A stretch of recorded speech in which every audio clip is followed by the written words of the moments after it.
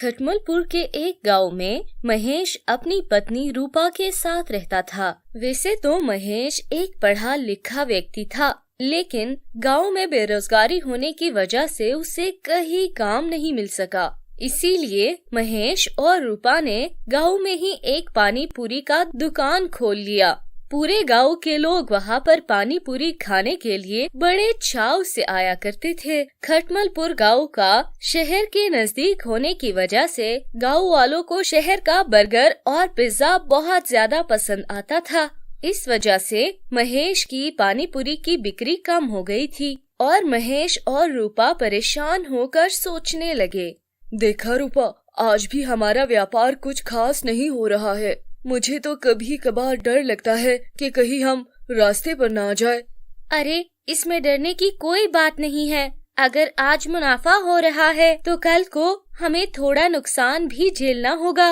ये तो नियम है ना जी।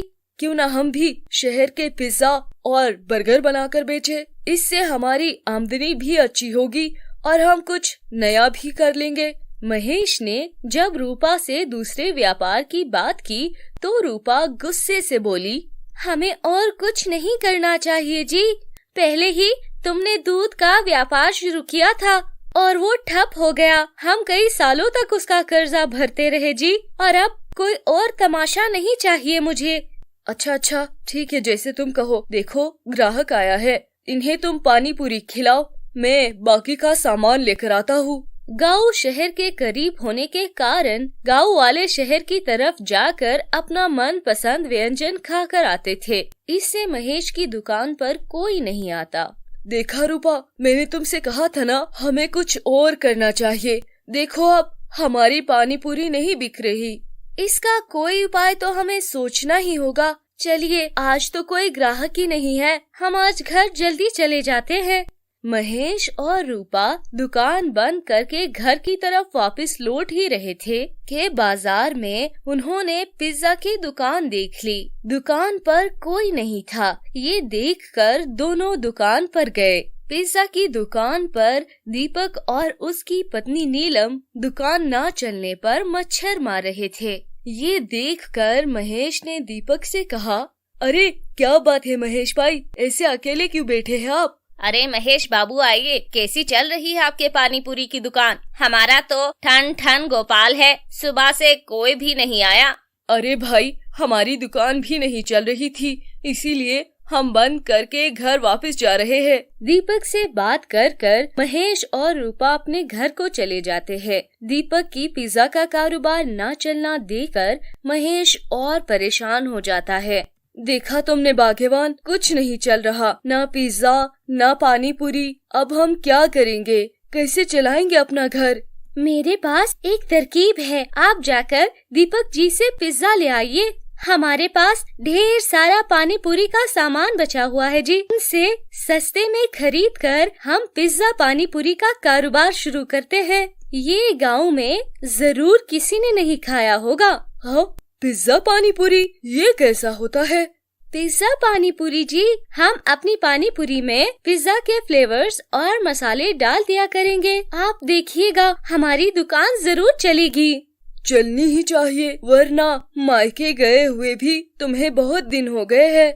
महेश रूपा की बातें सुनकर पिज्जा की दुकान पर जाकर वहां से सारा सामान लेकर आता है और रूपा के कहे अनुसार पिज्जा पानी पूरी की तैयारी करने लगता है।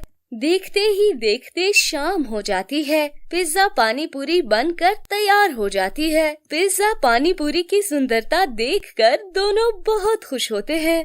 देखो तो कितना सुंदर लग रहा है। मैंने एक खाकर भी देखा। मैंने तो इतना स्वादिष्ट व्यंजन सदियों से नहीं खाया था। भाग्यवान, हमारा जीवन बदलने वाला है। अरे शांति रखिए जी।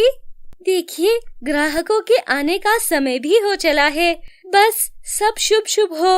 उस वक्त महेश के दुकान पर एक बुजुर्ग और उसके 2 बेटे आ जाते हैं, जिन्होंने पिज्जा पानी पूरी खाई और कहा, अरे इतना स्वादिष्ट पानी पूरी अपने गांव में, ये तो लाजवाब है। इसे पैक करके और दे दो। इसे मैं अपने बाकी के घर वालों को खिलाना चाहता हूँ। और क्या था, महेश की पानी पूरी जोरों से चलने लगी। रूपा और महेश की मानो लॉटरी ही लग गई हो। पूरे गांव में पिज्जा पानी पूरी का बोलबाला हो गया था। महेश ने बड़ी सी पिज्जा पानी पूरी की दुकान भी खोल ली, लेकिन ये सब बात दीपक और उसकी पत्नी नीलम को खाए जा रही थी। ये देखकर नीलम ने दीपक से कहा, देखा आपने, हमारे ही दुकान पर आकर हमसे ही सामान खरीद कर हमारे ही पीठ में छुरा घोपा है इन्होंने। अरे उन्होंने कौन सा छुरा घोपा, उन्होंने मेहनत की है, इसलिए आज वो हमसे ज्यादा खुश है और हमारी दुकान भी ठीक ठाक चल रही है, गुजारा हो जाता है, इतना काफी है जी। आप तो मेरी सुनते ही नहीं है जी। मैं कह रही हूँ ना, हमें अपना व्यापार और बढ़ाना चाहिए। हमें भी पिज्जा पानी पूरी बनाकर बेचना चाहिए, महेश और रूपा की तरह। इससे हमारे पास भी कुछ पैसे आ जाएंगे और हम बड़ी सी दुकान खोल लेंगे। नीलम के जिद के कारण दीपक को पानी पूरी की दुकान खोलनी पड़ गई और ठीक रूपा और महेश की दुकान के सामने दीपक और नीलम अपनी पानी पूरी की दुकान खोलने लगे।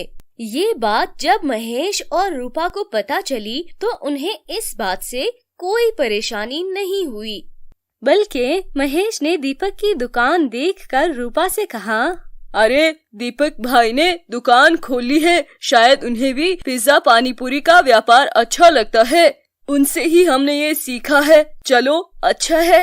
हाँ अच्छा है, उनकी भी दुकान अच्छी चलने लगे और तरक्की हो। लेकिन ऐसा नहीं होता। दीपक और नीलम का दुकान ठप हो जाता है। ग्राहक के नाम पर वो दोनों वहाँ पर भी मच्छर मार रहे होते हैं। उन दोनों को परेशान देखकर रूपा महेश से कहती है, सुनिए जी, हमें दीपक और नीलम की मदद करनी चाहिए। उनका व्यापार नहीं चल रहा, कोई भी ग्राहक उनके पास नहीं जाता। हमें इस मुसीबत में उनका साथ देना चाहिए। हाँ, क्यों न हम अपनी दुकान उन्हें संभालने के लिए दे दे। हमारी दुकान तो अब बहुत अच्छी चल रही है और तरक्की कर रही है। क्यों ना हम उन्हें इस दुकान पर काम करने को दे और हम एक और दुकान खोल लेते हैं जहाँ पर हम पिज्जा पानी पूरी बेचा करेंगे। लेकिन ये बात क्या वो स्वीकार करेंगे? चलिए उनसे पूछते हैं। महेश और रूपा दीपक की दुकान पर जाकर उसे निराश देखकर उसे सारी बात बता देते हैं और दीपक और नीलम से उनका जवाब मांगते हैं। हाँ, मुझे और नीलम को ये बात स्वीकार है। हम आप सबसे जरूर जुड़ना चाहेंगे। आपने इस मुश्किल घड़ी में हमारी बहुत मदद की है, ये एहसान मैं जिंदगी भर नहीं भूलूंगा। शुक्रिया महेश और रूपा, हम आपकी दुकान खूब अच्छे से चलाएंगे। ठीक वैसा ही हुआ। महेश और रूपा ने एक नया पानी पूरी का दुकान खोलकर वहाँ पे अपना व्यापार शुरू किया, एक नई जगह पर, और दीपक और नीलम को अपना पुराना व्यापार चलाने की सलाह दी। दोनों परिवारों ने बहुत तरक्की की और खुशी खुशी रहने लगे।